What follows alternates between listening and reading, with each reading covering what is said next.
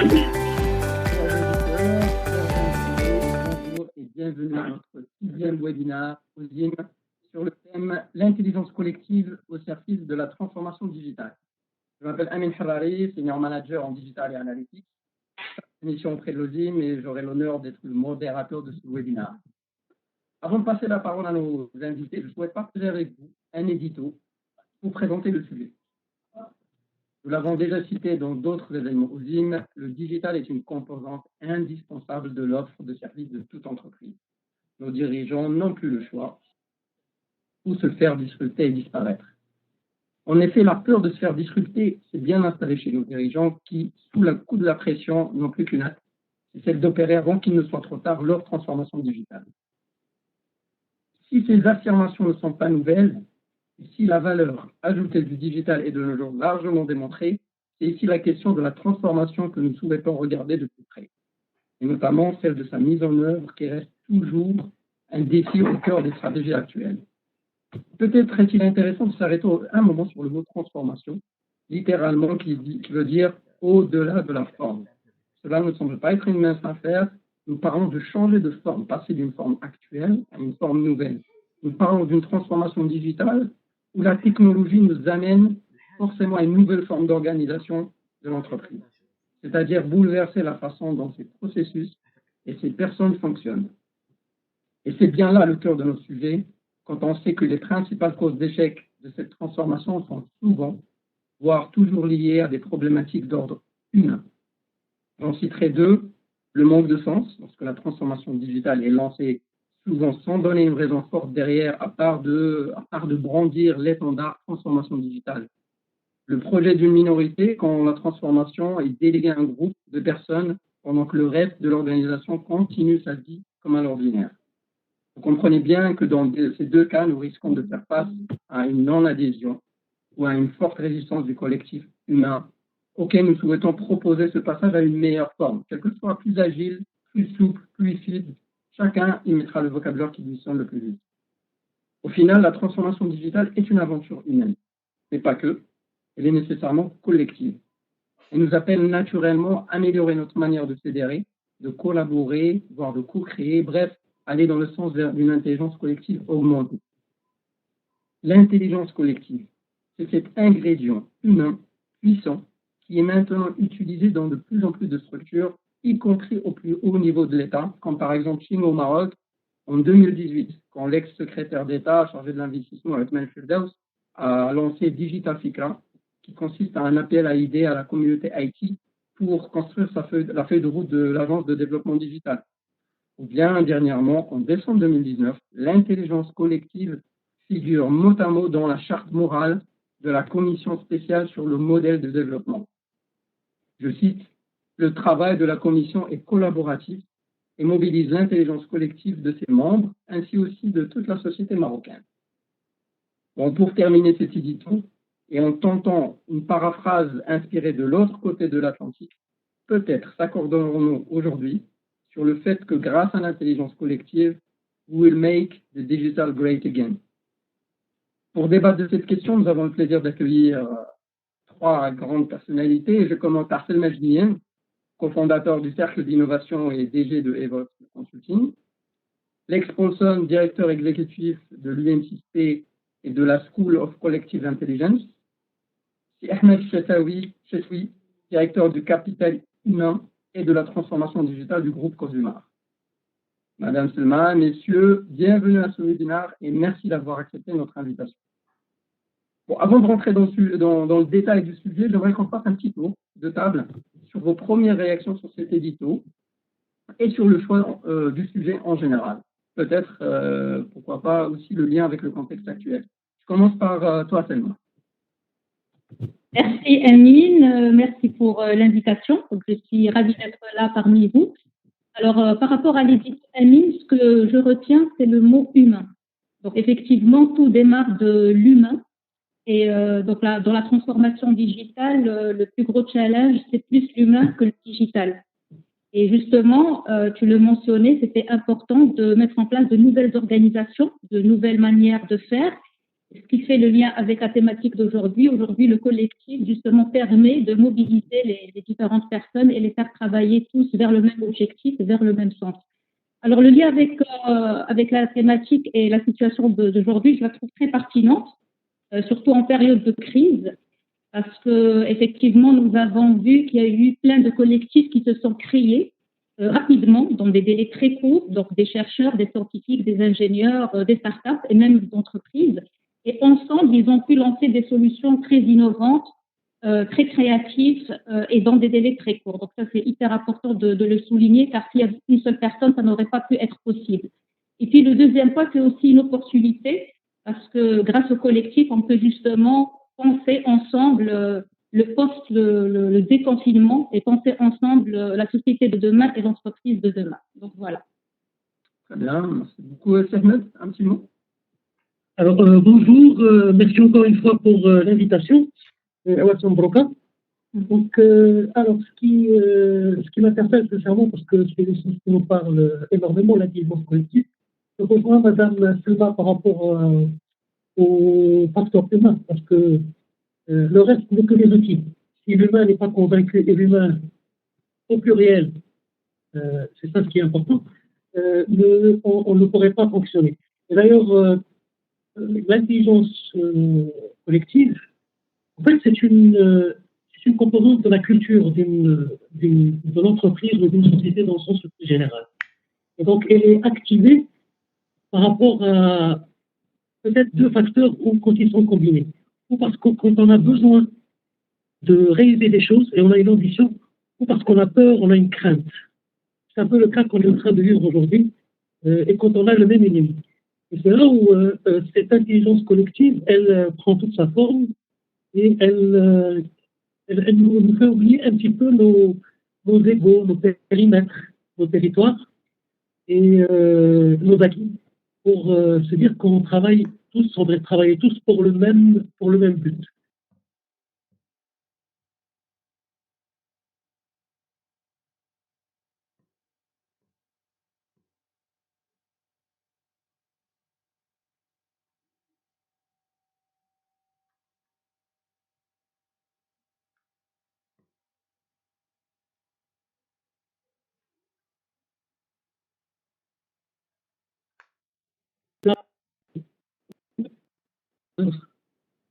Qui nous anime et qui nous regroupe. C'est ce qui fait de nous des collectifs et pas des groupes. En fait, c'est ça c'est un élément important. Par rapport à la transformation digitale, très rapidement, parce que je pense qu'on a encore l'occasion d'en parler, ça a toujours été, depuis quelques années, des vœux pieux chez certaines entreprises, dans des administrations aussi. Et je pense que, encore une fois, cette mise sous tension nous a démontré qu'on pouvait vider nos greniers et aller directement à l'essentiel en s'appuyant sur le digital. Voilà, merci. Super, merci. Bah, je passe à toi, Alex, un petit commentaire sur l'édito. Oui, merci Amine. Vous m'entendez bien? Oui, oui. Je suis interpellé par le fait que, comme tu viens de souligner, une crise, c'est un moment avec un effet double. Un effet de cette crise, c'est un rétrécissement sur soi, c'est une séparation physique, c'est même un moment où on a besoin d'un pouvoir décisif, central et centralisant pour faire face à la situation urgente. L'autre côté, c'est une crise montre les incohérences des institutions qui ont produit la crise. Et donc, notre question actuellement, en mai 2020, après 5 mois de cette crise Covid, c'est quels aspects de nos institutions sont solides, sont basés sur les bonnes valeurs, quels outils, quels modèles organisationnels pour nos entreprises se sont montrés solides et pérennisables, et quels aspects il faut réinventer. Et donc, c'est ça un peu la question derrière toutes nos réflexions qui nous permettra Inch'Allah, de rendre nos sociétés et nos entreprises plus agiles, plus solides, plus solidaires et plus réussies. Bien. Super, merci beaucoup pour vos trois interventions. Moi, je reste avec toi, Lex. Lex, bon, vous êtes passé par Yale, Cambridge, Sorbonne, Sciences Po Paris, vous étiez impliqué dans les campagnes présidentielles de Barack Obama et d'Emmanuel Macron, et maintenant directeur de l'école d'intelligence collective à Bengué, une signature marocaine inédite dans le monde. On aimerait que tu nous en dises un peu plus sur cette école, et finalement, depuis tout à l'heure, on utilise le mot intelligence collective, de nous dire un peu ce que c'est. Le concept, c'est un outil, un effet de mode, du trending ou un phénomène durable. Je te repasse la parole. Très bien, merci. Donc, est-ce que vous voyez bien l'écran? Yes. Parfait. OK. D'abord, en un moment où il y a beaucoup de choses autour de l'intelligence collective, mais qu'est-ce que c'est? Donc, quelle définition on peut établir pour prendre le départ? Ma définition, je crois que cette définition fait partie d'une réflexion internationale autour de ces nouvelles sciences. Il y a 40 ans, il n'y avait pas de département de sciences informatiques. Computer Science Department didn't exist. Les premiers diplômes en Computer Science, c'était dans les années 80, dans l'enfance. Sciences cognitives, département de sciences cognitives n'existait pas il y a 20 ans. Et maintenant, on arrive au même moment de bascule dans la création de sciences d'intelligence collective. Donc, il faut être clair et lucide par rapport à nos définitions. Donc, d'abord, l'intelligence collective n'est pas un jeu de post-it, n'est pas une méthode vendue par les consultants pour faire du coaching selon exactement les mêmes approches qu'on a fait il y a 15 ans, mais avec une nouvelle marque. Non, d'abord, l'intelligence collective, c'est un phénomène naturel. Les dauphins, les loups, les singes et enfin les êtres humains. La raison pour laquelle on a survécu ces milliers et milliers d'années, c'est grâce à nos capacités de collaborer pour faire face aux animaux beaucoup plus puissants que nous. Et donc, collaboration pour produire un meilleur résultat à niveau collectif qu'un individu peut créer, c'est quelque chose de fondamental et naturel pour notre espèce. Donc, d'abord, ce n'est pas quelque chose qu'il faut acheter d'ailleurs, c'est un phénomène naturel qui existe.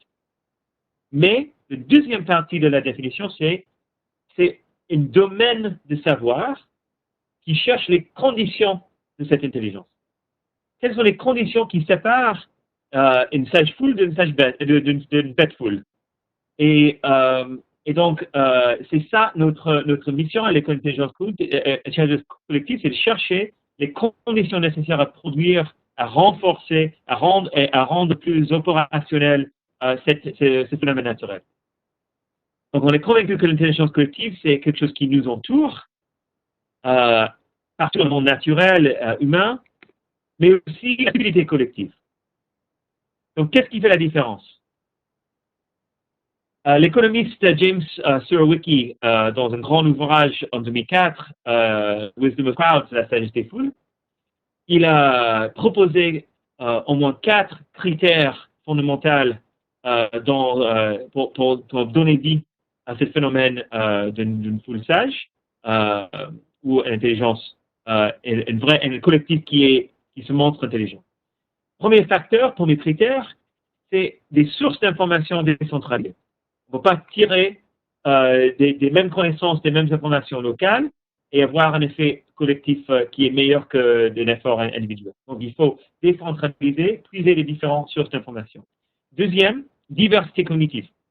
On parle beaucoup des diversités dans les entreprises, mais l'idée des diversités cognitives, ça va plus loin que juste des diversités de genre, de parcours, de religion, etc., de nationalité.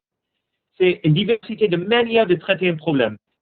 On peut avoir 2 membres de même famille, 2 membres de même village, qui ont les mêmes parcours, les mêmes background, mais qui ont des façons tout à fait différentes à analyser un problème. Quelques-uns qui sont plutôt sceptiques, d'autres qui sont plutôt rêveurs, créatifs, d'autres qui sont plus relationnels, d'autres qui sont plus quantitatifs. Et donc, comment on peut, et les études de MIT et d'autres, ils ont montré la puissance d'avoir une équipe qui équilibre différents types d'intelligence, différents types de profils cognitifs. Troisième facteur, jugement indépendant, on voit qu'une des sources les plus profondes de stupidité collective, c'est quand on supprime la voix minoritaire.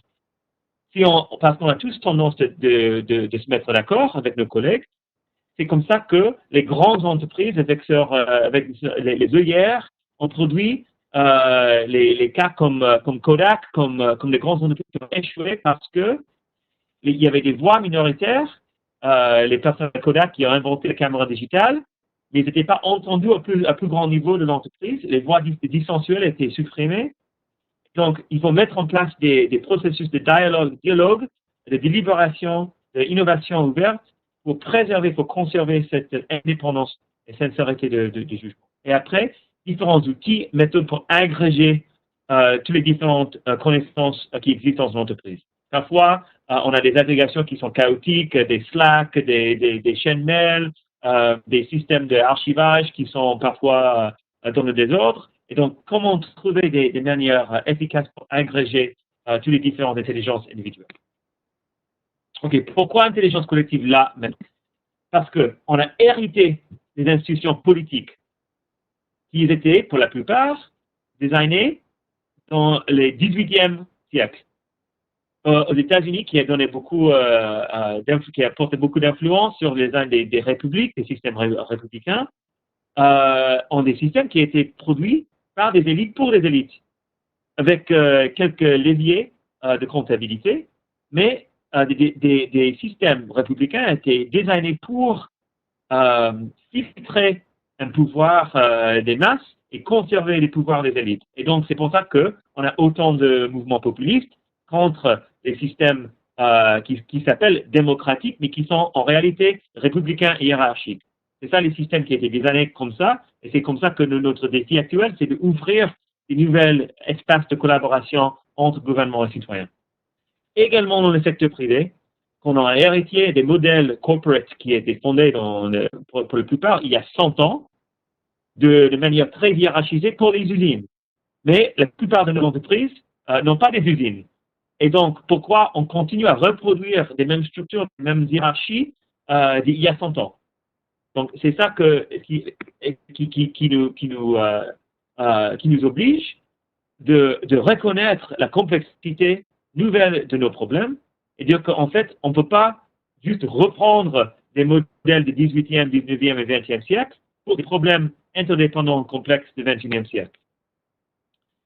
Un domaine qui enrichit, qui nourrit le domaine de l'intelligence collective, c'est la science cognitive. On ne peut pas agir en intelligence si on ne comprend pas comment marche nos cerveaux. Et heureusement, les derniers 30 ans, c'était un moment inédit pour la compréhension de nos biais cognitifs, nos capacités de raisonner individuellement ou collectivement. Donc ça, c'est une inspiration et notre école à Ben Greer, nos premiers professeurs à plein temps, un background en sciences cognitives. Maintenant, on commence à voir de plus en plus d'universités dans le monde qui étudient ce phénomène d'intelligence collective. Notamment, MIT était le premier de lancer un centre de recherche d'intelligence collective en 2005. Maintenant, il y a des chercheurs à Yale, à NYU, à Londres, le National Endowment for Science, NESTA, en Danemark, Copenhagen Business School et en Finlande. Mais nous, au Maroc, on a la première école qui donne un master et un PhD en intelligence collective du monde entier. Comment ça s'applique en business? Il y a beaucoup de domaines possibles, mais je veux juste souligner brièvement 3. La recherche et développement. De plus en plus, les entreprises mettent en œuvre des processus d'innovation ouverte pour innover, pour développer de nouveaux produits avec leurs clients, avec leurs fournisseurs. Pas juste en silo, en hiérarchie, mais en réseau. Lego, Harley Davidson, même NASA ont redesigné les produits en collaboration directe avec leurs clients, avec des amateurs de sciences et des amateurs de leurs produits. Les marchés de prédiction, c'est une manière de massifier par des paris individuels, des paris collectifs pour anticiper des risques, des situations géopolitiques qui sont plus correctes que les estimations des services d'intelligence, etc. Donc, c'est un système de prédiction massive financé pour une partie par les services d'intelligence américains mais qui sont maintenant un peu ouverts et transparents pour le public. Donc, les marchés prédictifs sont un outil très important pour les entreprises. Et bien sûr, les nouvelles méthodes de créativité, de lateral thinking, peut-être que vous avez déjà expérimenté, pour rendre les équipes surtout plus conscientes de leur diversité cognitive et comment tirer le profit de diversité cognitive pour produire de nouvelles solutions, de nouvelles manières de travailler. Deuxième catégorie, motivation et engagement des employés. On a développé à Ben Greer une nouvelle méthode d'évaluer la contribution individuelle d'employés à l'intelligence collective de leur équipe. C'est un diagnostic, un exercice diagnostique de 3 heures et c'est innovant, ça va plus loin que des systèmes RH qui évaluent un par un des employés pour pouvoir dire, OK, quelles sont vos capacités individuelles et après, quelles sont vos contributions à l'intelligence du groupe. Donc maintenant, on arrive à mesurer, à évaluer ces compétences d'intelligence collective. Cartographier des compétences du groupe, c'est très important pour une meilleure gestion de savoir. Et aussi, on a des outils numériques pour des délibérations à grande échelle. Avant, on ne pouvait pas faire une consultation efficace de 10 000. Maintenant, si on peut. Si on avait des bons outils en place pour équilibrer les différentes contributions, pour analyser. Et c'est là où le Natural Language Processing et les différents outils d'intelligence artificielle nous aident à agréger efficacement les contributions dans le texte ouvert, par exemple des consultations citoyennes actuellement pour la commission spéciale. Je vous invite à visiter notre site csmd.ma et vous allez voir, il y a des questions ouvertes, pas des questions à choix multiples, mais des questions ouvertes qui permettent les citoyens marocains à donner leurs avis sur les choses à changer, les choses à ne pas changer et les thématiques prioritaires pour le pays. Et avec des meilleurs outils de Natural Language Processing, on peut faire des analyses plus intéressantes, voir des correspondances région par région sur le Maroc. Et c'est un outil hyper puissant qui continue à s'évoluer. Et la mobilisation des réseaux de clients pour animer les offres de l'entreprise. Je crois que de plus en plus, le service client devient un point focal d'intelligence collective en entreprise. Voilà notre école. On travaille en partenariat avec MIT, Yale, École normale supérieure Paris. Notre modèle, c'est de vraiment casser les silos et de transférer rapidement le savoir, la recherche en action. Et on fait un pont au Maroc entre l'Afrique, la région du Maghreb et l'Europe, les États-Unis et du monde entier. On a une équipe de chercheurs marocaines, françaises, américaines et tout. Et donc, c'est vraiment un centre de recherche à plus haut niveau, international, innovant, fondé au Maroc pour les Marocains et pour le monde. On va lancer en septembre une première promotion d'étudiants master. Si ça vous intéresse, on accepte maintenant, dès la semaine dernière, des applications pour postuler à cette première promotion de master à Ben Greer en intelligence collective, programme de 2 ans, en partenariat avec l'École normale supérieure Paris et le MIT.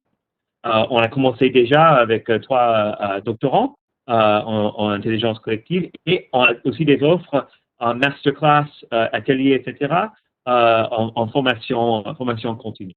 Donc,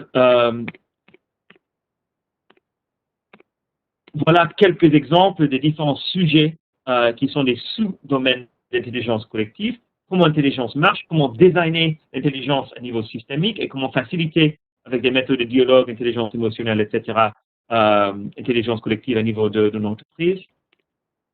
Et enfin, Rumi, le grand poète qui nous a dit que la vérité est un miroir tombé de la main de Dieu qui s'est brisé. Chacun en remarque un fragment, il dit que toute la vérité s'y trouve, mais la vérité est dans le miroir entier. Donc c'est ça un peu notre conviction et inspiration. Je vous invite à vous renseigner sur notre site web, sci.umc.ma ou par mail à ci@umc.ma. Merci.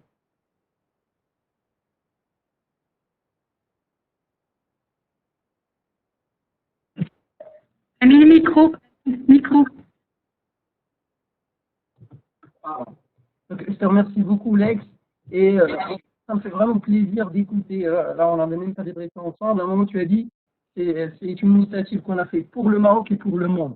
pense que c'est très rare les initiatives, je pense au Maroc, où on peut se permettre de faire des choses comme ça. Donc, bon, d'un point de vue personnel, et tout, ça me fait vraiment chaud au cœur d'entendre ça. Donc, effectivement, on a sorti vraiment quelque chose d'assez impactant pour le Maroc et pour le monde. Je trouve ça magnifique. Sinon, enfin, je retiens l'intelligence collective, et effectivement, c'est pas du nouveau. Et j'ai bien aimé, tu as utilisé que c'est pas une nouvelle marque qu'a rajouté les consultants pour faire des post-it. C'est bien un phénomène naturel. Et avec la parenthèse de la stupidité collective, c'est que effectivement, il y a des ingrédients qui vont faire en sorte qu'on sera, je pense, on pourrait éventuellement être stupide collectivement. Mais je pense on reviendra sur ce point que j'ai bien aimé. Mais en même temps, tu as parlé dans les applications business, lorsqu'on applique l'intelligence collective sur le business, tu as évoqué l'innovation. Aujourd'hui, nous avons Selma qui est aujourd'hui DG de cercle, cofondateur du cercle d'innovation.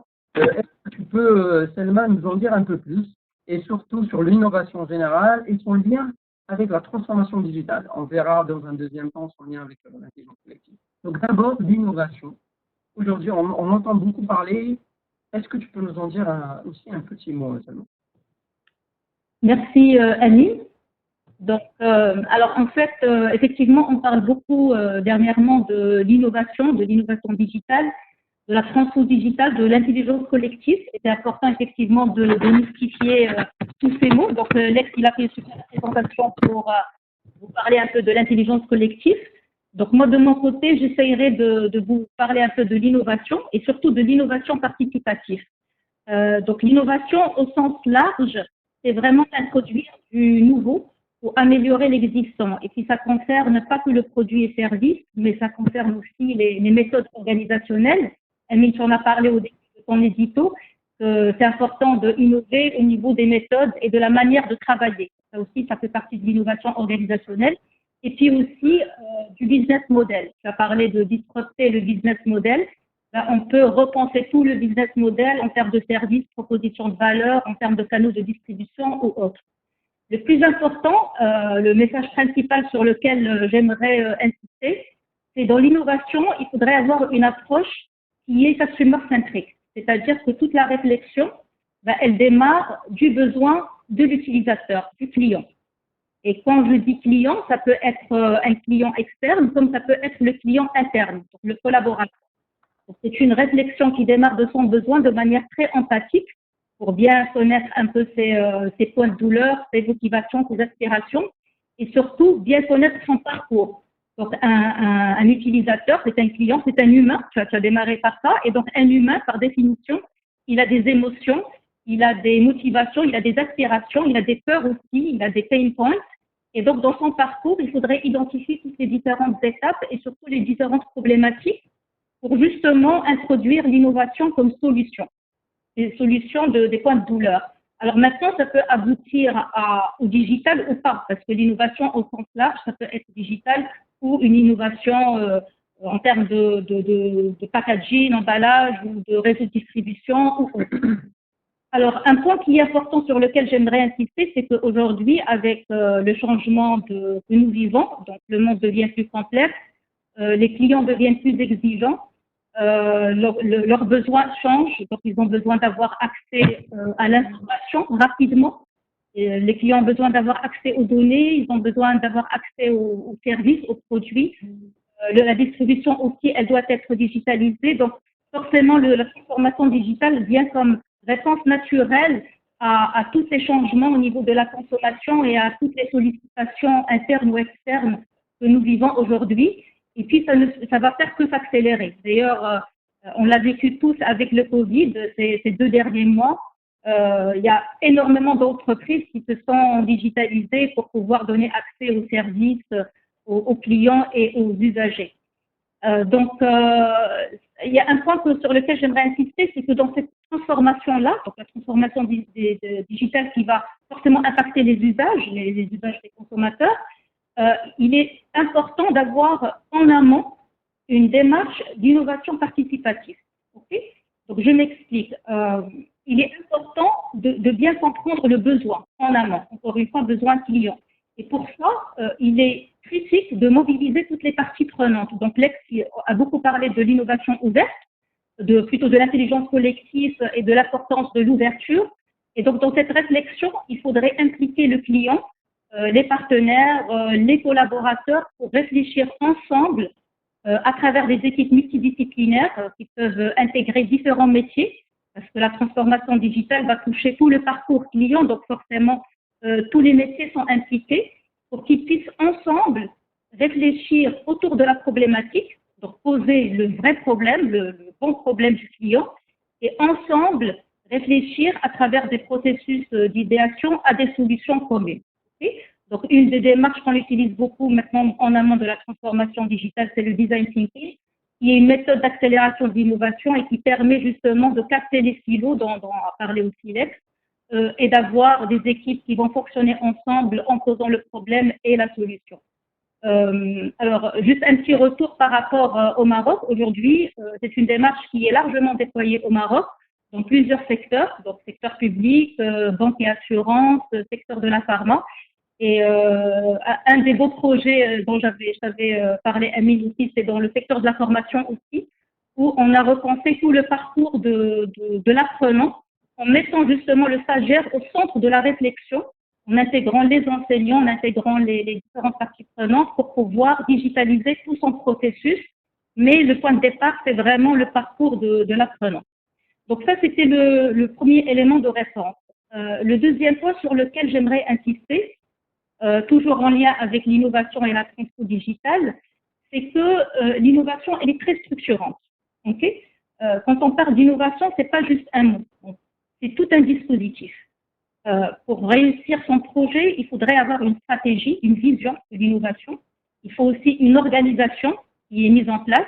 Il faudrait des processus d'idéation. Et surtout, il faut avoir une culture de l'innovation, de l'expérimentation, de l'agile, du collaboratif. Et donc, tout ça, ce dispositif-là, quand il est mis en place, en fait, on a remarqué que les entreprises qui ont un niveau de maturité en termes d'innovation important, forcément, la transformation digitale se fait dans les meilleures conditions. Pourquoi? Parce que ça a déjà été structuré, il y a déjà un processus d'idéation qui est mis en place pour réfléchir aux solutions. Il y a déjà une manière de réfléchir qui est très orientée customer-centric, donc on démarre du besoin du client. Il travaille en mode transverse, donc il y a une horizontalité qui permet de mobiliser toutes les parties prenantes, et tout ça, ça favorise par la suite, on verra tout à l'heure, on parlera de ça, ça favorise forcément la conduite de changement et une appropriation qui est faite vraiment en amont. Voilà. Donc, pour conclure, je dirais qu'en fait, on peut aussi voir les choses dans l'autre sens, c'est-à-dire on peut aussi dire que la transformation digitale peut accélérer l'innovation. Donc finalement, l'un est au service de l'autre. L'innovation peut accélérer la transformation digitale, mais le digital aussi peut accélérer l'innovation à travers des plateformes d'innovation massive où on peut vraiment faciliter et fluidifier le processus. Très bien, merci beaucoup Selma pour cet éclairage. J'aimerais rester toujours avec toi Selma. C'est ok maintenant, donc l'innovation on a bien introduit et voir son lien avec la transformation digitale. D'ailleurs l'innovation, il y en a beaucoup peut-être qui vont croire que une entreprise qui innove, elle fait, c'est pas, lorsqu'on dit qu'une entreprise qui innove, elle ne fait pas que créer des nouveaux produits. Elle s'attaque aussi à régler des dysfonctionnements et à répondre à des nouveaux besoins. Donc c'est avant tout de régler des problématiques. Donc c'est ça ce qui était important que tu as noté et c'est important aussi pour nos auditeurs. L'innovation, c'est pas toujours sortir un peu le gadget du siècle. C'est aussi de s'attaquer aux dysfonctionnements et aux problématiques de l'entreprise. Maintenant, en quoi l'intelligence collective, effectivement, est un produit? J'aimerais ici peut-être une petite provocation, c'est qu'il y a certains experts qui disent que l'innovation est souvent le fait d'une seule personne, un génie solitaire. J'ai envie de dire, c'est un peu comme Facebook, bon voilà, il était tout seul dans sa petite chambre et il a créé Facebook. Et il y en a même d'autres, encore plus, c'est des experts, c'est pas moi qui parle, qui disent que l'intelligence collective est un facteur limitatif à l'imagination. Car en fait, finalement, cette intelligence collective ne retiendra qu'une partie des innovations, celles qui sont culturellement acceptables. Donc, comment tu réponds à ça, Selma? Alors, une question très intéressante, merci Amine. Par rapport au génie solitaire, quand j'entends ce terme, ça me fait plus penser à l'invention que l'innovation. Parce que, par définition, la différence entre l'innovation et l'invention, c'est que dans l'innovation, il y a un marché. Okay, alors que dans l'invention, pas forcément. Et donc, s'il y a un marché, ça veut dire qu'il y a un client derrière. Et s'il y a un client, ça veut dire que je ne peux pas concevoir mon produit tout seul. Lex, il l'a dit quand il a parlé du cas de Kodak ou d'autres cas.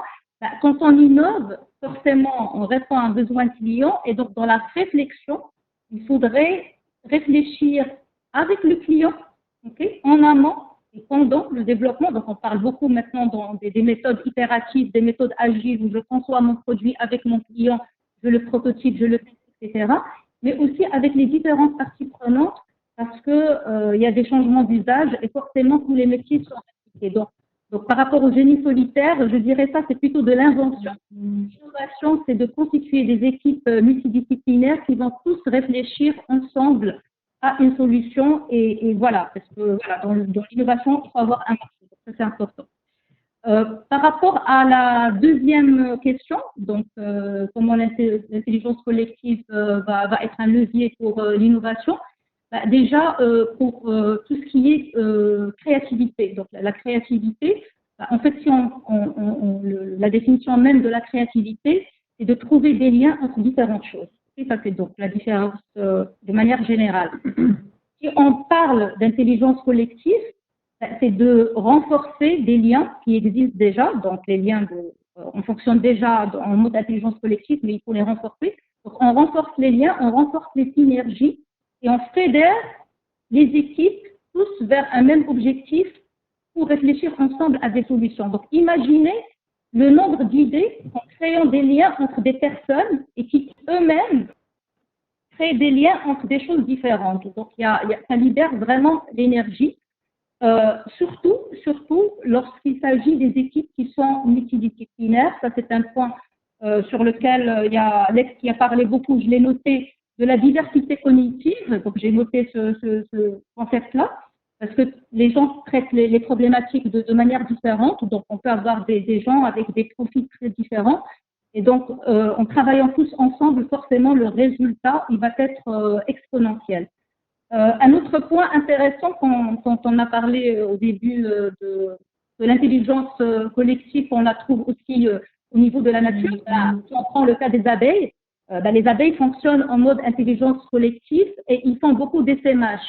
Donc aussi dans des modèles d'intelligence collective où parfois on travaille avec des équipes de 50, 60, 100 personnes, il y a des équipes qui bougent d'une table à une autre et ça permet vraiment de faire de l'essaimage parce que je vais brainstormer, je vais réfléchir avec une équipe, je prends quelques idées, je me déplace, je reconstruis avec une autre équipe et donc la créativité elle devient beaucoup plus fertile et c'est juste impressionnant quand on voit 100 personnes qui travaillent tous ensemble et il y a des résultats qui sont extraordinaires. Donc ça, c'était un point sur lequel je voulais insister. Le deuxième point, c'est que l'intelligence collective, elle permet aussi par la suite de mieux conduire le changement parce que toutes ces idées-là, ils ont été proposées en amont par les collaborateurs. Ça n'a pas été imposé par la direction générale. C'est vraiment le fruit des équipes. Et donc, il y a une réelle appropriation depuis le début et ça permet par la suite de mieux déployer le projet. Okay, et puis, je dirais aussi que, voilà, en termes de modélisation, la plupart des plus grandes boîtes innovantes aujourd'hui, c'est des boîtes qui travaillent toujours en mode collaboratif. Même l'iPhone ou l'iPad, ça n'a pas été créé par une seule personne. C'est tout un travail avec les clients. Donc, beaucoup d'intégration des feedbacks clients avec les collaborateurs, avec les différents métiers. Donc, voilà. Très bien. Merci beaucoup, Selma, pour cet éclairage aussi. On vous êtes tous les deux, Selma et Lex, clairement, en fait, c'est pour effectivement l'intelligence collective. Écoutons maintenant, en fait, Ahmed, qui, je rappelle, vous êtes directeur du capital humain et de la transformation digitale du groupe Cosumar. Ahmed, vous pouvez commencer peut-être par commenter un peu ces deux présentations. Vous voyez, on a parlé d'intelligence, d'innovation, de la transformation digitale. Alors, vous pouvez donner effectivement votre avis sur ces présentations et nous dire surtout aussi comment le groupe Cosumar a utilisé l'intelligence collective comme levier pour sa propre transformation digitale et son processus d'innovation. Je fais référence notamment au projet magnifique. D'accord. partager avec nos auditeurs. À toi, Sam. Merci beaucoup. En tout cas, avec ces deux présentations, je vous l'avoue, j'ai appris beaucoup de mots très savants et très intéressants.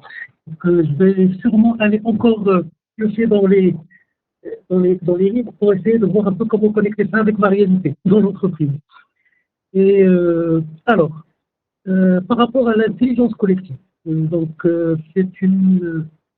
alors pour nous, à Cosuma, au-delà du caractère très structuré qu'a présenté Lex, pour nous, c'est une conviction que c'est l'un des ingrédients les plus importants pour faire avancer l'entreprise.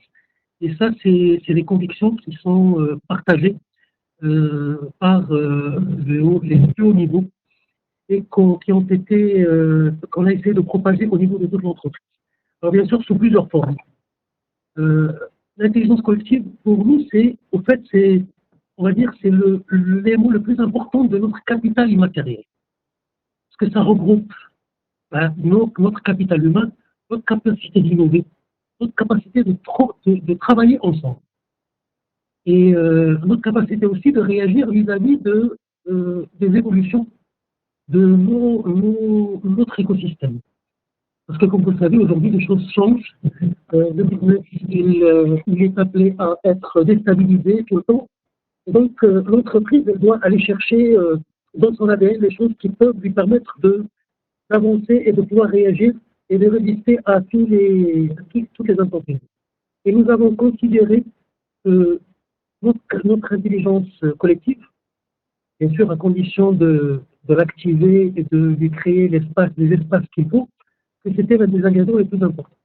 Alors, à titre d'exemple, pour juste, nous, on fonctionne avec des projets d'entreprise.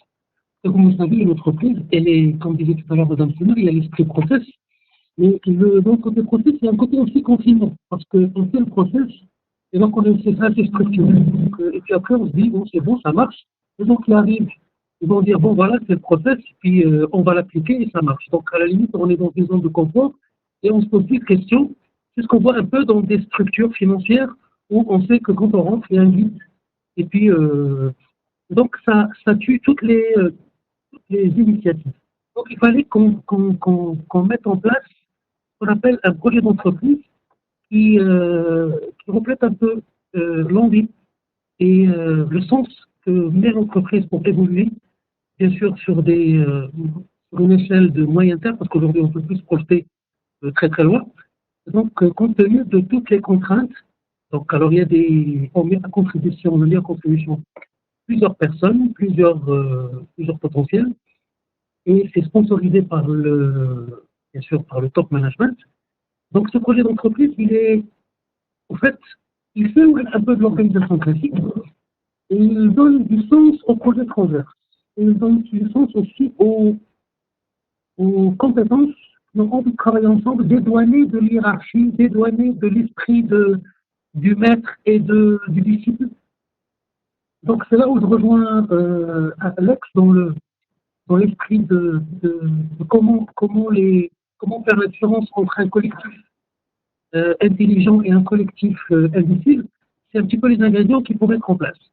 C'est donner du sens, fédérer les gens autour d'un objectif auquel ils croient, qui n'est pas imposé. Et donc, là, c'est un peu mettre des valeurs en commun, mais pas des slogans, des valeurs. On ne pourra pas parler de dizaines de valeurs, 3, 4 valeurs, 5 valeurs. On est ambitieux, c'est une valeur du groupe. On est courageux, on est innovant, c'est une valeur du groupe. À partir de là, on met sur la table, comme disait tout à l'heure Madame Selma, on commence d'abord par les dirigeants. Disons, si on doit faire des choses intéressantes, réglons d'abord les choses les plus simples, les choses qui sont à portée de main, et mettons en contribution l'ensemble du personnel. C'est un petit peu ce qu'on a fait. On a démarré en 2017 pour notre projet d'entreprise que nous appelons Leader à 25, et on a essayé de faire contribuer un maximum de personnes, et nous avons une inspiration en disant que si on arrive à embarquer 10%, c'est un peu la masse critique qui peut faire bouger cette entreprise. Donc, c'est un petit peu un chiffre que nous avons et que je pense que c'est un petit peu plus c'est un peu empirique, mais qui me semble intéressant. Et à partir de là, bon, pour vous raconter l'histoire, vous laissez, je vais aller directement dans le concret, parce qu'à un certain moment, il faut quand même que cette intelligence collective, pour qu'elle ait du sens et pour que les gens s'y reconnaissent, c'est qu'il doit y avoir des résultats qui soient reconnus. Donc là, j'arrive au projet de notre bébé qui est là depuis 3 ans. Et je fais la transition vers le digital parce que comme vous le savez, dans une entreprise, il y a plusieurs générations, il y a la sagesse, il y a la jeunesse, il y a l'ardeur, et puis il y a la technologie qui arrive entre les mains des jeunes, je veux dire des enfants. Donc un jeune qu'on recrute, il arrive avec 2 portables, avec je ne sais pas combien de connexions, donc il est déjà digitalisé. Donc comment faire l'alliance entre, comment faire cette alliance entre ceux qui ont le métier, qui connaissent les écueils, et ceux qui veulent rêver, et qui arrivent avec des outils agiles. Agiles naturels, en fait, c'est natif. Et donc, ce travail-là a été fait en créant des espaces d'échange, et on a pris un sujet qui paraissait le plus compliqué. C'est un petit peu aller aborder l'amour agricole. Alors, l'amour agricole, comme vous connaissez, Cojuma est l'œuvre sur 5 régions, avec à peu près 80 000 agriculteurs. Et quand on dit agriculteur, on n'imagine pas une grosse exploitation de 300 hectares, 400 hectares. Vous savez qu'on a à peu près 80% de nos agriculteurs ont entre 1 hectare et demi et 2 hectares. Donc vous voyez un petit peu la difficulté aussi, presque on peut parler de précarité. Et donc le fait de réfléchir coût et ne parler que de choses nécessaires et ne pas arriver avec du superflu, c'est très important aussi. Donc, parler de digital à ce beau monde, il fallait être très concret. Donc, on est parti sur une expérience. Donc, encore une fois, je vais citer Madame Pluma parce que c'est très important de dire qu'on ne fonctionne pas tout seul et qu'il faut aller vers ceux qui consomment, ceux qui interagissent avec nous pour les écouter, pour mieux comprendre leurs attentes. Donc, il fallait aller chercher nos agriculteurs. Donc, c'est un peu plus complexe que les clients parce que les clients, c'est quand même... l'agriculteur, c'est pas qu'une personne, c'est une famille à laquelle on s'adresse. Ces problématiques sont sociales, ces questionnements chaque année. Est-ce que je garde ma terre ou je l'abandonne? Donc, ces 80 agriculteurs, il fallait qu'on leur trouve des solutions qui puissent leur faciliter la vie, qui puissent leur donner aussi une idée sur un appétit par rapport à une amélioration de leur rendement, de leur profit, d'une certaine manière, de leurs revenus. Quand on dit revenus, c'est le revenu familial. Et donc, on a lancé cette expérience. Alors, pour vous dire, c'était quelque chose de presque comme un jeu. C'est important aussi dans l'esprit de l'intelligence collective, aujourd'hui, c'est qu'il faut que ça soit la touche ludique, elle est très importante pour donner du sens à l'intelligence collective. Je pense que nous devrions rejoindre sur cet aspect-là.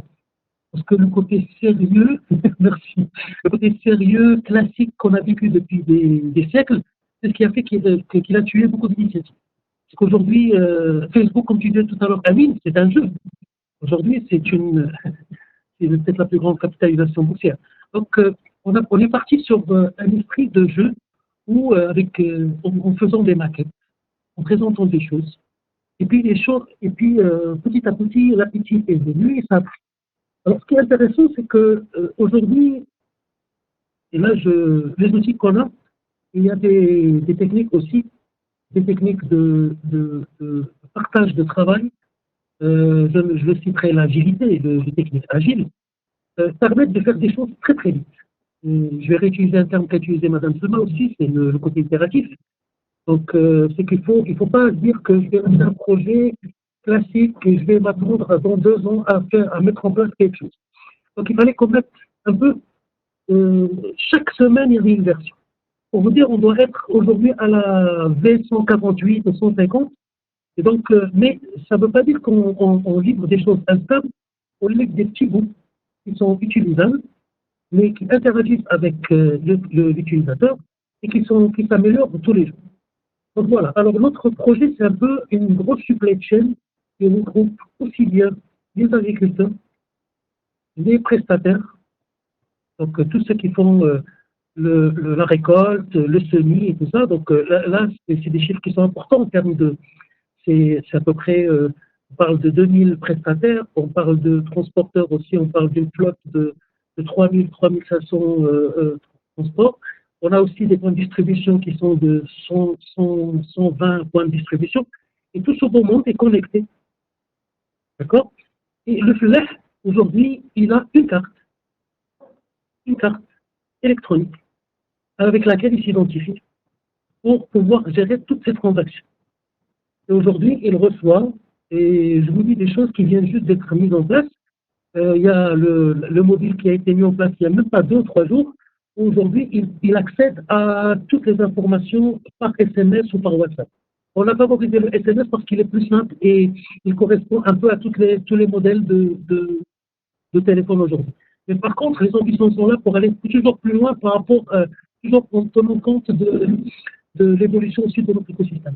Alors, il y a un autre point important, mais c'est un peu technique, c'est quand même quelque chose d'intéressant, c'est que dans le digital, en termes d'innovation, on a allié entre le digital et le spatial. Alors, je m'explique, c'est qu'aujourd'hui, il n'y a pas que les humains qui se connectent entre eux, il y a les humains, eux aussi, les machines qui se connectent. Donc, il y a de l'intelligence aussi dans les machines qui vont aller chercher donc, des données. Donc, aujourd'hui, on a à peu près, dans cette configuration, on a à peu près 2500 machines qui sont connectées aussi à ce.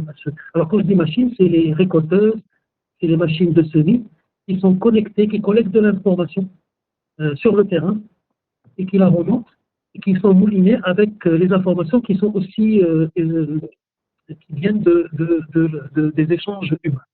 Donc, vous imaginez derrière ce que ça donne comme travail et comme aussi projet à venir pour les jeunes en termes de big data et tout ça.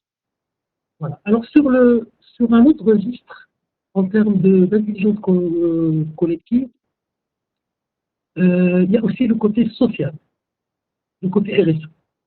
Donc, là, on parlait de notre modèle de business, mais on a fait une expérience assez intéressante où on a lancé une caravane d'innovation.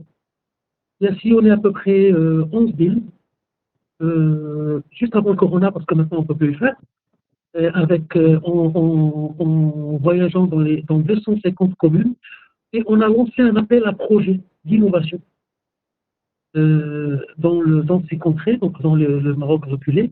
Alors, en fait, à la limite, ça, c'est des choses qui se font. Maintenant, la chute, c'est ce qui est intéressant, c'est qu'on a été brutalement arrêté par la corona. Et donc, jusqu'à la première phase, on a pu collecter à peu près dans les 2400 projets. Et on se posait des questions, qu'est-ce qu'on va faire avec tout ce projet, alors qu'on ne peut plus interagir, on ne peut plus communiquer avec ces gens qui sont dans ces contrées, qui sont... Eh bien, ça fait 1 mois qu'on est en train de travailler sur ce sujet. Et donc, le digital nous a dédouanés de tout ça. Alors, le digital et l'intelligence collective, parce que on va utiliser ce qu'on est en train d'utiliser aujourd'hui, donc pour créer des commissions d'évaluation des projets, donc régionales. Donc, pour vous dire, ce projet, il a pu fédérer à peu près une centaine de membres dans des commissions, pas que Consumer. Donc, il y a la Fondation de recherche et d'innovation, il y a Maroc TPME, il y a l'Olympique, l'ANAPEC, donc des acteurs qui sont issus de plusieurs institutions et qui ont pu sortir avec une sélection d'à peu près une centaine de projets à partir de ces 2400 projets en utilisant le digital. Donc, c'est des échanges, parce qu'on vivait en mode corona, tout le monde était confiné. Et aujourd'hui, les élus, ils ont été... on leur a annoncé la nouvelle. Et la semaine prochaine, il y a une formation en mode digital qui va être dédiée pour coacher ces lauréats qui vont présenter leur projet en finale. Donc, voilà un peu un projet à caractère social. Super. Beaucoup ce témoignage. Effectivement, là, je retiens juste le fait effectivement, que les agriculteurs aujourd'hui ont des cartes. Moi, je trouve ça assez innovant et c'est pas via je sais pas, un accompagnement peut-être externe qu'on va pouvoir arriver à les faire ça. Donc, on sent que c'est le terrain qui a sorti ce type de solution. C'est ça qui est magnifique. En fait, j'aimerais qu'on propose un peu à nos auditeurs de participer avec nous dans cette conférence. Il y aura un sondage qui va vous être envoyé tout de suite sur l'interface. Donc, je te laisse, Amel, envoyer ce sondage-là. Et en parallèle, je reviens vers toi, Alex. J'aimerais que tu nous fasses rapidement une petite synthèse. Juste aujourd'hui, je suis une entreprise. Qu'est-ce que je gagne à utiliser l'intelligence collective? Je peux rebondir un peu sur les deux rapidement. Après, on va enchaîner sur un autre sujet un peu plus, on va dire, un peu plus, une autre facette, un peu de l'intelligence collective. Je te laisse Lex répondre rapidement. Vous m'entendez? Oui. Ok. Deux axes. Le qui et le comment. Le qui, c'est qui on va inclure dans nos réflexions, dans le développement de nos produits, dans la prise de décision, de recrutement de talents. Et donc, le qui est le premier axe de renforcement de l'intelligence collective de l'entreprise. Et c'est les instances de recrutement qui doivent en continu chercher, pas juste de diversité, genre, background, etc., mais vraiment diversité cognitive. Donc, il faut pouvoir mesurer et chercher des profils cognitifs qui sont pas juste les copier-coller des managers qui existent déjà. Donc, ça, c'est l'aspect qui. L'aspect comment, Salma Ahmed ont beaucoup évoqué différents types de processus d'agrégation en passant par des processus d'innovation ouverte, des réflexions en pensée latérale, comme le fameux exercice de 6 chapeaux de Edouard de Bono. Il y a aussi des consultations, des délibérations, des exercices de prospection pour les prospectivistes ou pour les entreprises, pratiqués notamment par Leroy Merlin en France et EDF. Sont deux grands exemples phares d'exercices d'intelligence collective à niveau 10 000, 20 000 employés. Et aussi des outils numériques, pas juste de simples chats et archivages, etc., mais des outils comme le Liberatorium, c'est un outil de délibération complexe proposé par le MIT, qui permet à différentes entités d'avoir une discussion structurée à niveau de plusieurs centaines de personnes autour des axes stratégiques pour l'entreprise. Donc, il faut s'appuyer sur à la fois le qui doit être dans notre entreprise pour nous rendre plus divers cognitivement, et le comment. Comment on va travailler ensemble pour agréger toutes les différentes connaissances de l'entreprise et de nos clients, fournisseurs, etc., pour prendre des décisions meilleures et anticiper des risques et produire des meilleures offres pour l'avenir. Super, merci beaucoup Lex. Donc c'est clair, l'intelligence collective est un bon levier. Alors ce que je vois, effectivement, c'est un bon levier pour le transport digital ou l'innovation. Maintenant, néanmoins, est-ce qu'on peut utiliser cette intelligence collective tout le temps? Est-ce que c'est facile? Est-ce qu'il n'y a pas des difficultés, des obstacles qu'on peut rencontrer au niveau de l'entreprise? Je fais un tour de table encore à 3. Je commencerai par Selma. Est-ce que Selma, dans le cadre des projets d'innovation, est-ce qu'il y a des freins à utiliser l'intelligence collective? Et si oui, comment les remédier? Ok, merci Amine. Donc, dans certains projets, effectivement, on peut trouver de la résistance, de la résistance de certains collaborateurs. Et derrière cette résistance, forcément, se cache parfois la peur du jugement, la peur que les idées qu'on propose ne soient pas assez bonnes. Et donc, c'est important d'abord, avant de traiter l'histoire de la peur, on verra juste après comment, c'est important du choix de l'équipe. Donc, Lex a parlé du qui et de comment.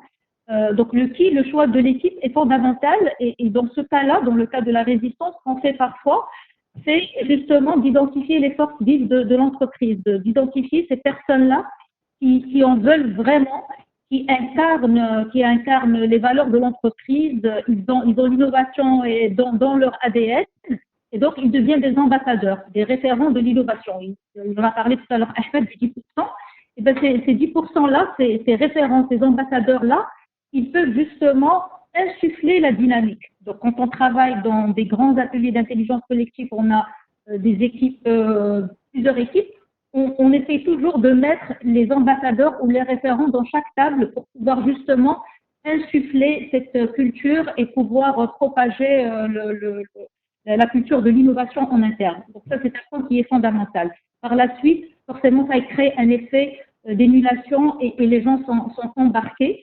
Et surtout, la résistance, comme j'ai dit, il y a parfois la peur qui se cache derrière. Donc l'autre point qui est critique, c'est le comment. Donc Lex a parlé aussi du comment.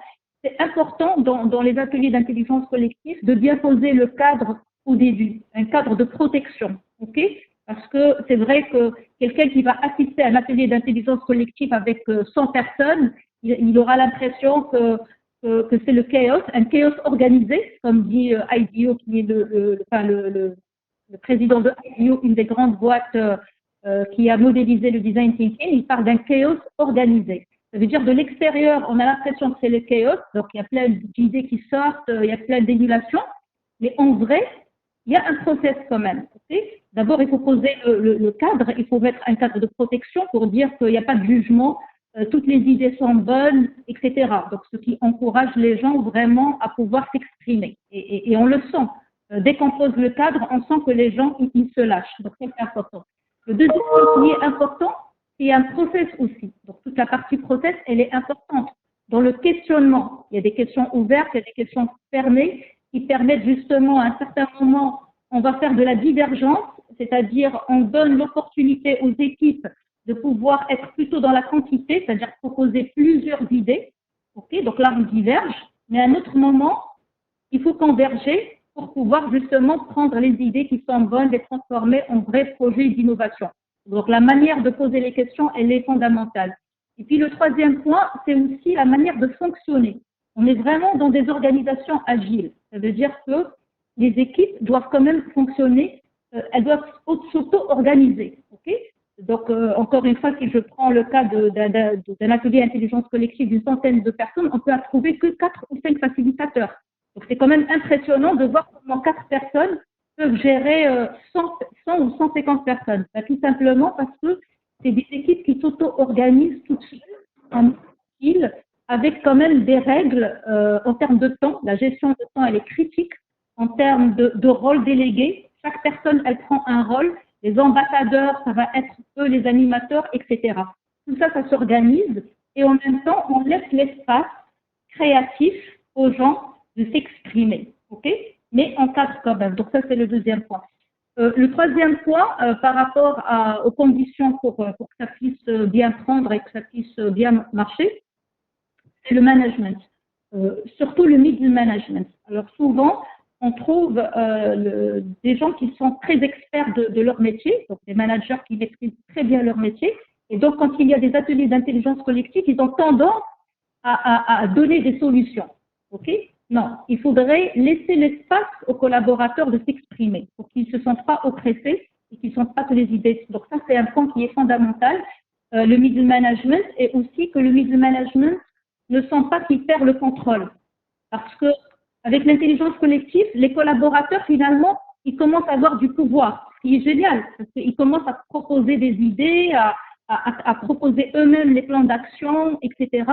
Le middle management doit voir ça comme une opportunité, ok, pour travailler sur des choses à forte valeur ajoutée, et plus son équipe elle est productive, performante, bah forcément, plus tout le monde va arriver à un résultat rapidement et surtout dans des délais très courts. Et finalement, Monsieur Chiwi, il a parlé de l'importance de donner du sens. Ça, pour moi, c'est une condition qui est fondamentale. C'est d'avoir le sponsorship de la direction générale. Il faut absolument que la direction générale puisse être sponsor des projets et qu'ils prennent conscience de l'importance de la rupture. Tu l'as dit, Amine, tout à l'heure, disrupter ou mourir. Donc aujourd'hui, on est vraiment dans la rupture en termes de produits, en termes d'usage, mais aussi en termes d'organisation. Donc de réinventer l'organisation, de proposer des nouveaux modèles de fonctionnement, okay, des méthodes plus agiles, d'être dans une culture du test and learn. Il n'y a pas d'échec. Et quand je dis il n'y a pas d'échec, c'est pas lancer des projets qui coûtent très cher et échouer. Non, il n'y a pas d'échec, c'est-à-dire que des collaborateurs qui ont des idées, ben, ils proposent, ils prototypent rapidement. Si ça marche, tant mieux. Ben, si ça ne marche pas, je vais réitérer, je vais améliorer mon produit. C'est une culture de l'expérimentation. Donc tout ça, toute cette philosophie-là, doit faire partie de l'ADN de l'entreprise, des valeurs de l'entreprise et le sponsorship de la direction générale. Et puis finalement, le dernier point, on parle beaucoup aujourd'hui de ces nouvelles compétences. On parle de l'empathie pour bien comprendre les besoins du client. Il faut une approche empathique. On parle de l'intelligence émotionnelle. On parle de la diversité cognitive, du problem solving, de la résolution de problématiques complexes. C'est important aussi de former les collaborateurs, de former les managers, de former les directeurs. Donc, il faut designer un programme de formation pour toutes les sphères, de tous les étages, du sol au plafond, sur ces nouveaux concepts-là, les concepts d'agile, design thinking, etc., pour que la culture de l'expérimentation puisse prendre et que ça ne soit pas juste des mots, mais c'est quelque chose qui doit se vivre au quotidien. Donc, vraiment, juste pour conclure, il y a une étude du World Economic Forum qui parle des 10 compétences du futur. Le futur, c'est aujourd'hui.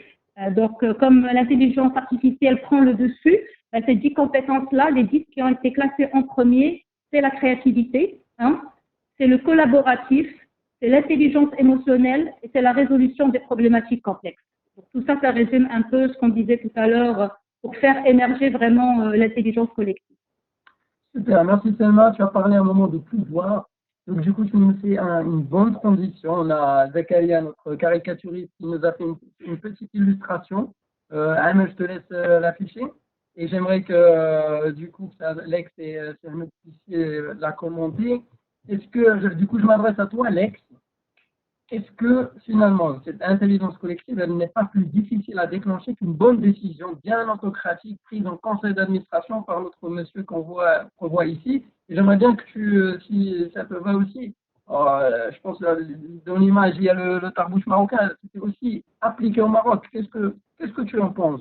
Est-ce que, voilà, il doit y avoir des freins? On voit ici un big manager là qui dit, oh non, surtout pas l'intelligence collective parce que, je lis, il faut bien se protéger des inconnus voyants. Donc, quel est ton avis là-dessus? Quelle est ta lecture de cette illustration, Alex?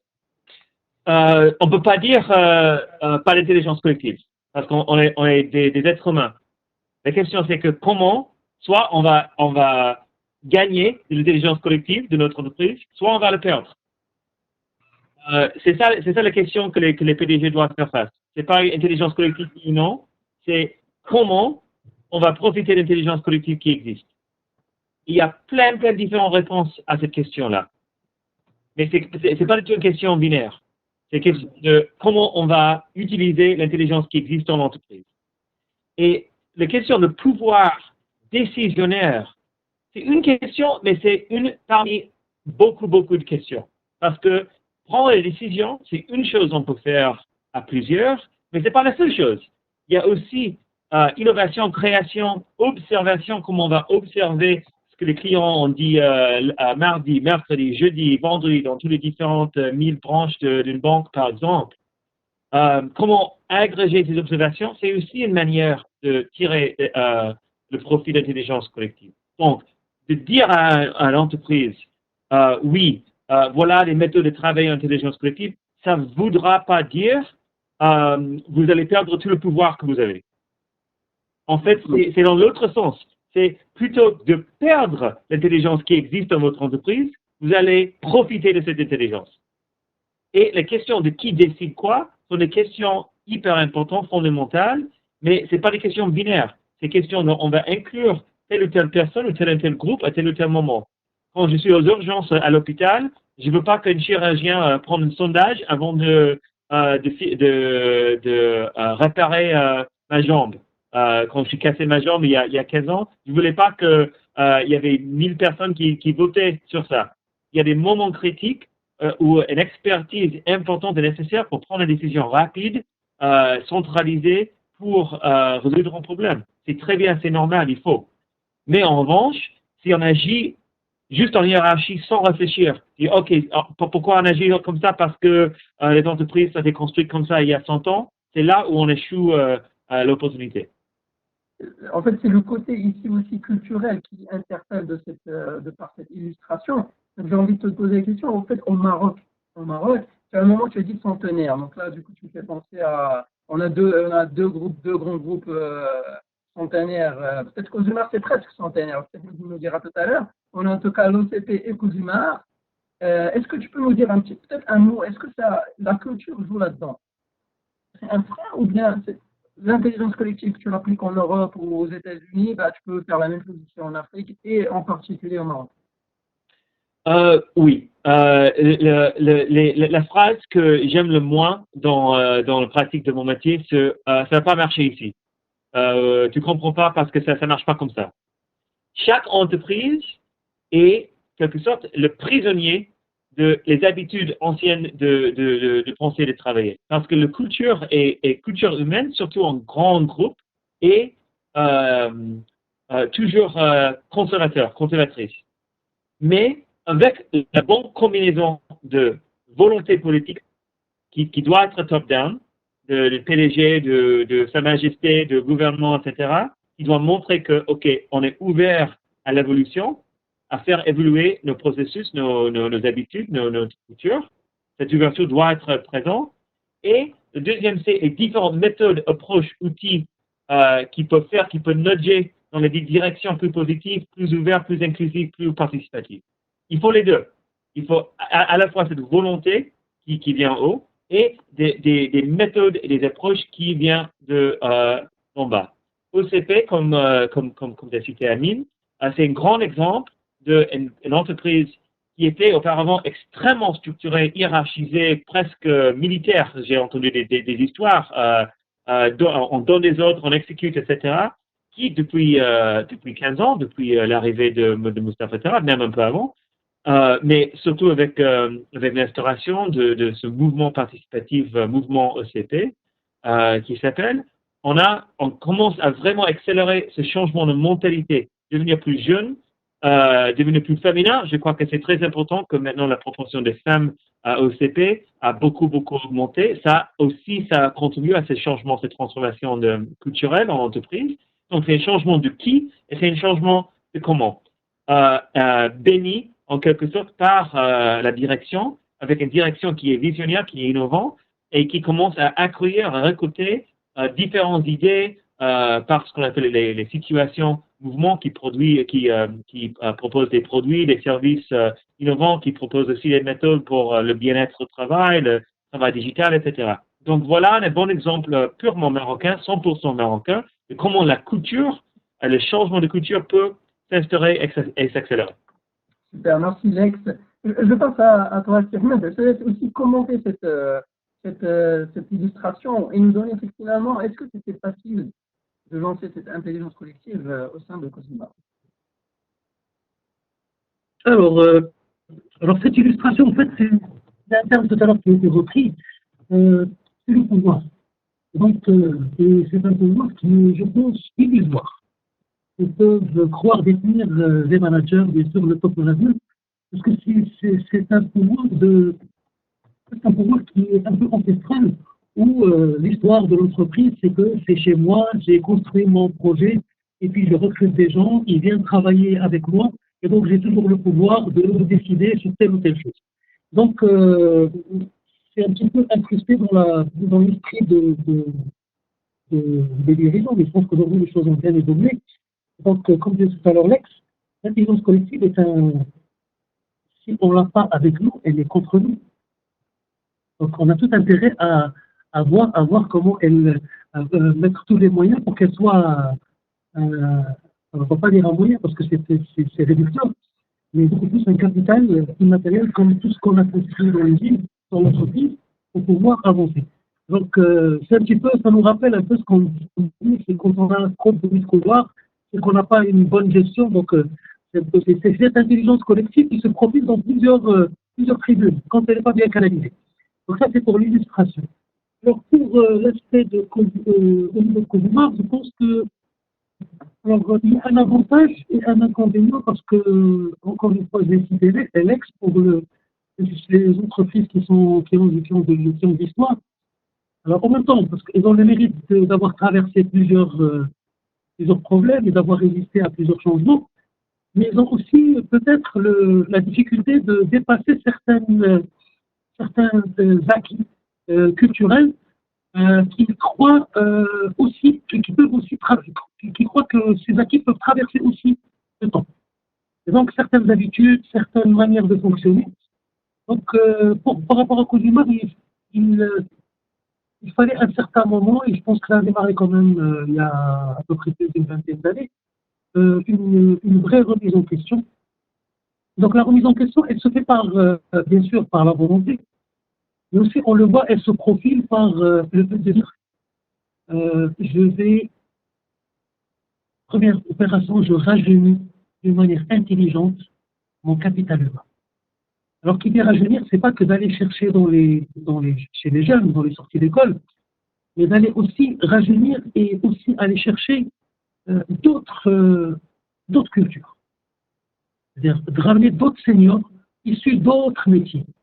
Parce qu'on finit par croire qu'on est unique si on n'enrichit pas notre mindset par d'autres façons de voir les choses. Donc il y a les jeunes, il y a les seniors, les jeunes seniors. Ça aussi, c'est un exercice qui a été entamé il y a longtemps et qui a permis comme terrain fertile pour pouvoir mettre en place un peu les démarches, les outils aujourd'hui qui marchent. Mais encore une fois, quand on dit ça a marché, c'est jamais acquis. En fait, c'est un cycle, c'est des choses qu'il ne faut jamais arrêter. Parce que dès qu'on croit que ça marche, c'est le moment où on commence à régresser. Donc, on est conscient de cet aspect-là. Et pour nous, en fait, ce n'est pas des projets qui ont une fin, c'est une démarche qui ne se termine pas. Donc, faire du digital, demain, il y aura autre chose. Parce que le digital, aujourd'hui, c'est du digital, aujourd'hui, qui est à la mode, qui est aujourd'hui un sujet qui peut faciliter la vie, qui peut aider à faire des ruptures de business technologique. Mais je pense que dans une dizaine d'années, on entendra autre chose. Le plus important, c'est que de développer la capacité de l'entreprise à être agile et à s'adapter. C'est ça, en fait, le plus important. Et ça réside dans notre capacité individuelle et collective. C'est ça Alors, il y a un petit point important, juste peut-être un peu détail, mais qui occupe son emphasis. On parlait tout à l'heure au début de la présentation de Max, de la diversité dans l'intelligence collective. La diversité, ça nous ramène ici à ce qu'on appelle des expertises. Parce que dans l'entreprise, il y a le management, il y a l'expertise. Et donc, ça, c'est un élément important aussi qui nous a permis de réussir les premières étapes de la transformation, et aussi de donner du sens et reconnaître aussi l'expertise. Parce qu'on ne peut pas être tous des managers, des patrons d'équipe, mais on peut être aussi des experts par rapport à certains aspects. Et croyez-moi, quand vous mettez des experts avec des managers dans des tribunes structurées pour stimuler l'intelligence collective, ça donne beaucoup plus de résultats. Et donc l'expertise aussi, il faut la structurer dans l'entreprise à travers bien sûr une reconnaissance et par ses pairs, un réseau d'experts et donc la production aussi d'expertise. On ne fait pas que des organisations, que des projets, que des volumes, mais on doit aussi avoir des experts un peu partout, avec des niveaux d'évolution qui sont reconnus. Ils n'ont pas la capacité d'un jour d'être des patrons, des directeurs, mais qui vont être des experts seniors, des experts confirmés, qui vont avoir la même reconnaissance. Ça aussi, c'est un ingrédient important, je voulais quand même le Super. Écoute, merci beaucoup, c'est tellement passionnant. Donc, je sais qu'on a un petit peu débordé par rapport au timing. Du coup, j'ai envie de finir sur une dernière illustration avec un petit commentaire bref pour chacun de vous. Amel, tu peux afficher cette dernière illustration. En fait, je vais la prendre, cette illustration, au mot et à l'image. et vous demander s'il y aurait à l'avenir un poste de responsable de l'intelligence collective. On a bien créé un poste de Chief Happiness Officer, donc why not? Pourquoi pas un poste, quelqu'un qui soit responsable de l'intelligence collective? Donc je prends rapidement 1 minute de commentaires chacun pour qu'on termine ce débat et prendre les questions de nos auditeurs. Vas-y Selma, si tu veux prendre, commence. Ok, merci Amine. Alors juste rapidement, j'aimerais féliciter notre cher ami Zakaria Digno qui fait ces magnifiques illustrations parce que ça fait le management visuel fait partie aussi de l'intelligence collective. Okay, ça c'est un point qui est fondamental. Dans des ateliers d'intelligence collective, quand on a des images comme ça qui reprennent un peu la philosophie du débat et l'état d'esprit, ça permet tout le monde justement d'être mobilisé autour d'une image. Donc, je voulais juste transmettre ce message à notre ami Zakaria. Alors, rapidement, est-ce que on peut avoir un responsable d'intelligence collective? Oui, pourquoi pas? Parce qu'aujourd'hui, on est en train de vivre des changements à tous les niveaux, dans notre manière de consommer, dans notre manière de travailler, dans notre manière d'interagir. Et donc, pourquoi pas, dans notre manière aussi d'avoir des rôles qui sont différents. Aujourd'hui, on parle bien d'une nouvelle organisation. L'intelligence collective, en soi, c'est une nouvelle organisation. Donc, il y aura forcément des postes qui vont se créer dans le futur et il y aura aussi des postes qui vont disparaître. Okay? Et d'ailleurs, c'est pas de la science-fiction parce que, sans citer le nom, une grande banque de la place, j'ai vu des annonces de recrutement de facilitateurs design thinking. Aujourd'hui, les entreprises marocaines recrutent des facilitateurs en interne. Donc déjà, on voit qu'on commence à se familiariser avec cette notion de facilitation, de libérer les énergies, et pourquoi pas demain, après-demain, d'avoir aussi des responsables d'intelligence collective. Voilà. Alors, Lex, ton avis? Oui, je partage. C'est comme avec l'IT il y a 50 ans. L'idée d'avoir Chief Information Officer, chef de département IT était même pas envisageable. Et donc, je rejoins exactement ce que Salma vient de dire. Et c'est en fait notre conviction à l'école d'intelligence collective que des postes intéressants pour cette génération maintenant qui commencent leurs études n'existent pas aujourd'hui. Et donc, comme le World Economic Forum, les figures que Salma a citées, les capacités les meilleurs chercheurs du monde sont encore que la meilleure capacité pour réussir dans le métier professionnel, c'est l'adaptabilité. Et la capacité de résoudre des problèmes complexes et intelligence collective comme domaine de savoir, ça permet à cette prochaine génération d'employés de résoudre des problèmes complexes en agilité. Donc, je crois que c'est un domaine qui va être transverse, mais qui vont produire aussi des spécialistes qui vont aider à transformer la manière, le modèle opérationnel des entreprises au Maroc et dans le monde. Très bien, donc on a 2 pour. Est-ce que vous nommerez, vous, en tant que responsable capital humain du groupe, est-ce que vous nommerez un responsable de l'intelligence collective?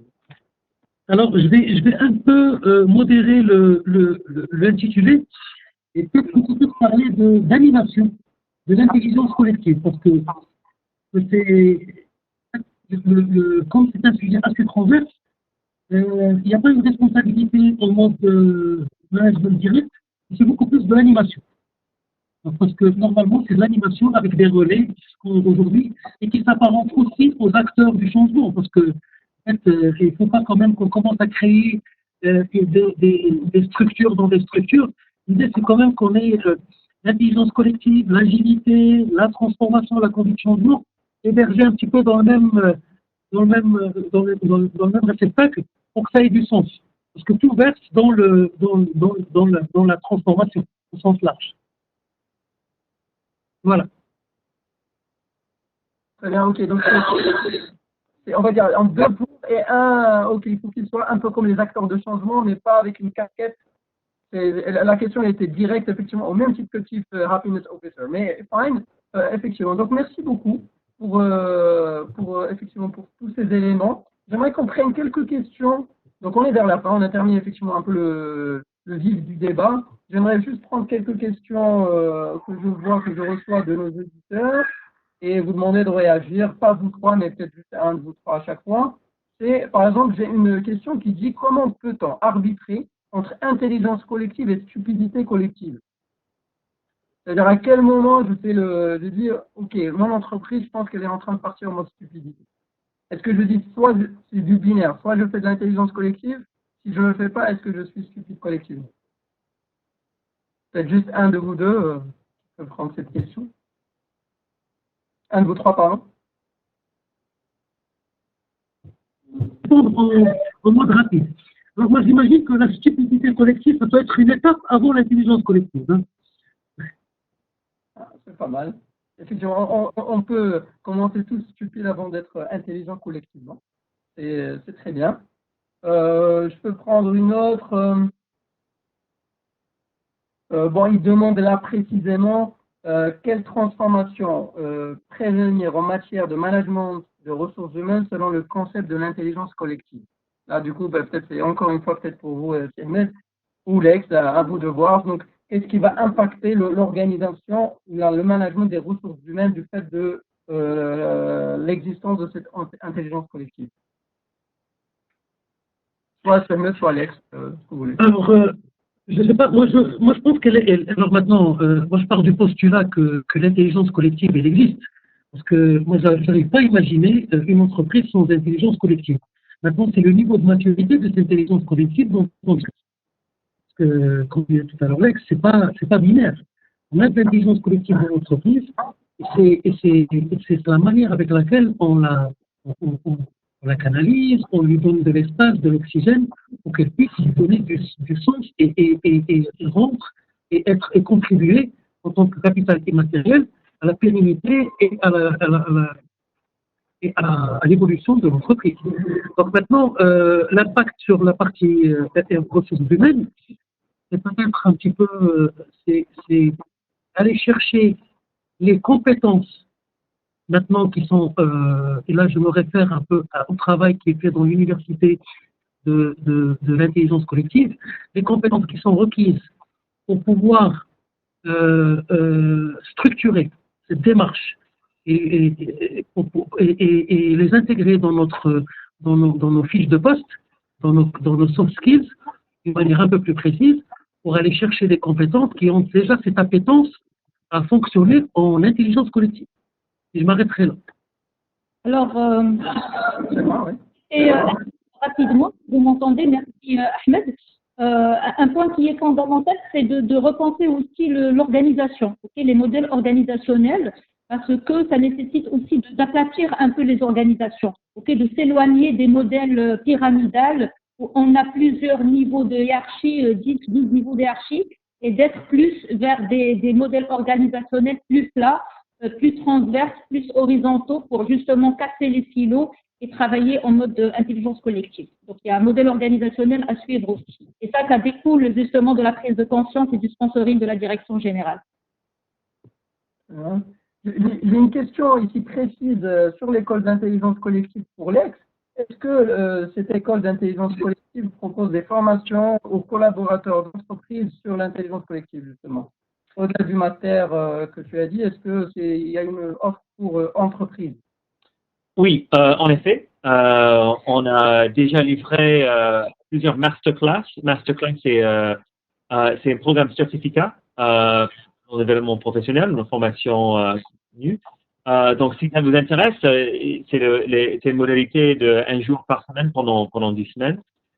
Et on traite semaine par semaine de différents sous-domaines d'intelligence collective comme la cognition, le data, les complex systems, les systèmes complexes, le changement culturel, la facilitation de dialogue, etc., intelligence émotionnelle, gestion de conflit. Donc, voilà les différents sujets. Et on est très ouvert à faire de nouveaux partenariats. Donc, si ça vous intéresse, vous pouvez le visiter à sci.emc6p.ma. Passez-nous un petit message et on peut vous proposer quelque chose adapté sur vos centres d'intérêt. Très bien. Je prends 2 dernières questions. Comment, il y a certains contributeurs, ils ont un certain ego. Comment faire en sorte que, du coup, ils deviennent un peu des élections négatives lorsqu'on lance les travaux en groupe? Comment les inhiber? comment est-ce qu'on les met de côté? Comment on fait? Ça peut soit Alex, soit Selma, un de vous deux, ou Ahmed. Donc il y a des éléments qui ont un certain ego. Lorsqu'on va dire, lorsqu'on va attendre que tout le monde en décide, donc comment on échange avec eux? Alors, je vais y aller. Je pense que tout revient encore à la même, au point fondamental que Ahmed a dit tout à l'heure, c'est donner du sens. Ok? Lorsque on donne du sens à toutes les actions de manière très claire, forcément, par la suite, on lâche prise et les masques peuvent tomber. Donc ça, c'est un point qui est fondamental. Le deuxième point aussi qui est important, c'est de développer l'empathie. On a beaucoup parlé de l'intelligence émotionnelle. C'est important de développer l'empathie. Donc, un manager doit être à l'écoute de ses collaborateurs de manière empathique et que tout le monde est là pour servir finalement une seule cause qui est le client. Donc, il ne s'agit pas de notre propre image, il ne s'agit pas de notre propre ego pour défendre nos intérêts, mais il s'agit vraiment de travailler ensemble pour le bien du client. Et c'est ce que je disais tout à l'heure, c'est d'avoir cette organisation qui est customer-centrique. Donc forcément, par la suite, le reste suivra. Alors, moi, je vais rajouter juste un point. C'est que ça, on le vit, malheureusement, ça existe et on le vit tous les jours. Et ça apparaît d'une manière flagrante quand on fait l'exercice de l'intelligence collective, parce que quand le terrain ne s'y prête pas, ça devient flagrant. Et donc, déjà, ce qui est important, c'est qu'il y a une prise de conscience qui est naturelle parce qu'il y a un choc, parce qu'on n'arrive pas à utiliser l'ego comme un outil, parce qu'il ne sert à rien dans une tribune d'intelligence collective. Et puis, ce qui est intéressant, c'est que moi, en tout cas, par rapport à ce qu'on fait au niveau du groupe, c'est qu'il y a un traitement aussi en aparté. Quand il s'agit de cas comme ça, mais c'est du coaching, c'est qu'on fait de l'immersion de ces personnes dans des tribunes, et qu'après on essaie de les sonder pour voir un peu leur ressenti et comment comme disait tout à l'heure Madame Sima, c'est qu'on leur rappelle le sens de leur raison d'être par rapport à ces tribunes, qu'est-ce qu'on attend d'eux, et ces personnes, en fait il y a un effet miroir. On les interpelle sans leur reprocher quoi que ce soit. Il dit qu'aujourd'hui, ça ne marche pas. Vous l'avez dit, la recherche de périmètre n'est pas utile. C'est comme les enfants quand ils jouent. Quand il y a un enfant qui veut prendre le ballon, à un certain moment, on le laisse avec son ballon. Personne ne joue avec lui. Désolé d'utiliser toujours les termes, les exemples avec les enfants, mais c'est très, très, très significatif parce qu'il y a la naïveté, il y a la spontanéité. Voilà. Super, non, on retient pas mal de beaux exemples, que ce soit les abeilles, et là on est en train de transformer c'est de l'enfant, l'intelligence collective est innée, donc c'est juste parfait. On me demande de prendre une dernière question, donc c'est dans la gestion de projet. Aujourd'hui, il y avait dans la gestion de projet, on a vu les cycles en V, l'agile.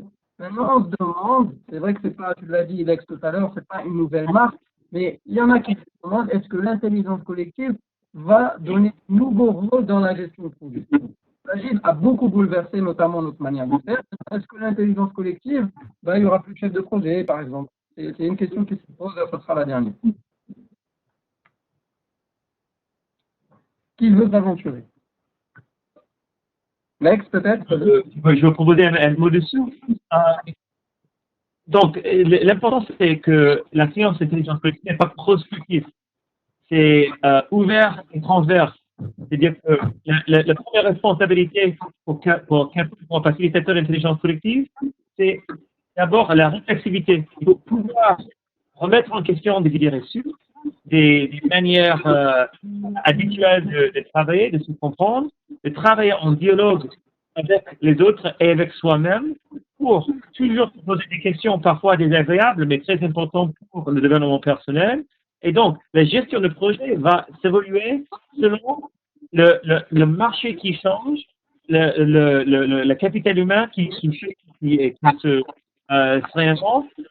Et l'important, ce n'est pas les méthodes, les approches, les outils présentés, mais la mentalité de pouvoir se remettre en question, de se poser et de faire un dialogue, une activité sur comment le groupe peut mieux aborder les questions? Comment le groupe peut travailler de façon plus inclusive, plus participative? Comment et le groupe, lui-même, chaque groupe va trouver ses propres solutions. Super, magnifique. Donc, écoutez, donc on arrive au terme de ce webinaire. Est-ce que j'aurais fait un dernier tour de table juste pour votre mot de fin et je me retrouve pour clôturer. Je commence par toi, Selma, et on pense. Alors, comme mot de la fin, je dirais que c'est important aujourd'hui de se préparer au monde de demain. Et quand je parle de monde de demain, je parle de l'entreprise, mais aussi des citoyens. Et clairement, nous vivons aujourd'hui une période de crise où il y a eu plusieurs apprentissages. Donc, on a vu que justement, de manière assez impressionnante, grâce aux collectifs qui se sont constitués, on a pu quand même voir plusieurs innovations, plusieurs solutions, etc., choses qui n'auraient pas pu être faites par une seule personne. Donc clairement, l'union fait la force, on peut être plus innovant, plus créatif, et je pense qu'aujourd'hui, il faut maintenir ça, il faut maintenir cet état d'esprit et penser ensemble à l'entreprise de demain, de manière collective, justement, avec l'intelligence collective, penser le post-confinement. Comment on va travailler, comment on va fonctionner, quel outil, quelle méthode, quel mode de management, quelle organisation, et le faire en intelligence collective pour avoir un plan de sortie de crise. Ça, c'est important. Et le deuxième message qui est critique, c'est la confiance. Je pense qu'il faut faire confiance aux collaborateurs. Il y a de l'expertise, il y a de la bonne volonté. Et lorsqu'on donne la possibilité aux gens de s'exprimer, il y a de belles choses qui sortent et il faudrait vraiment faire confiance. Voilà. Super. Merci beaucoup, Selma. Lex, un dernier mot. Ça peut être un mot. Donc, à toi de... Vas-y, Lex. N'ayons pas peur de se poser des questions dures et urgentes sur nos manières de travailler. C'est là le moment de crise, c'est le meilleur moment d'apprendre et d'aller plus loin dans nos réflexions. Donc, je vous challenge, quand je me challenge, de prendre ce moment pour le moment de s'ouvrir, de s'inspirer.